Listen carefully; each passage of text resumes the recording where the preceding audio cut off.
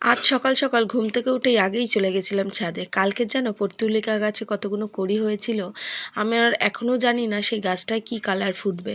তাই ঘুম থেকে উঠে আগে ছাদে দৌড়ে গিয়ে দেখলাম কালারগুলো কী কী। এই দেখো একটা টপের মধ্যে কতগুলো কালার হয়েছে, একটু অরেঞ্জ, একটু পিঙ্ক, একটা হোয়াইট, ইয়েলো। কি ভালো দেখতে লাগছে না যে কি বলবো। দেখে তো সকাল সকাল মনটা ভরে গেল। যাই হোক, গুড মর্নিং বন্ধুরা, কেমন আছো তোমরা সবাই? আশা করি সবাই খুব ভালো আছো, আমিও খুব ভালো আছি। আজ সকালে রায়ানকে স্কুলে পাঠানো হয়নি, কাল রাতে প্রচুর ঝড় বৃষ্টি হয়েছিল, ওয়েদারটা এত ঠান্ডা ঠান্ডা, সে আর ঘুম থেকে ওঠেনি। অনেকবার ডেকেছিলাম, আমিও উঠেছিলাম, লাস্টেও আর জোর করলাম না, আমিও ঘুমিয়ে পড়েছিলাম। স্কুলের টিফিন তুমি এখন খাচ্ছ কেন? বলো বলো বলো। স্কুল ছুটি না, স্কুল যাওনি তুমি? তোমাকে কত করে ডাকলাম, ওঠো ওঠো, স্কুল যাওনি কেন? এমনি আমি ঘুমিয়ে পড়েছি, আমার ঘুম পাচ্ছিল। কি পাচ্ছিল? ঘুম পাচ্ছিল। ঘুম পাচ্ছিল? হ্যাঁ। এখন তাহলে উঠলে কেন? আরো ঘুমাও।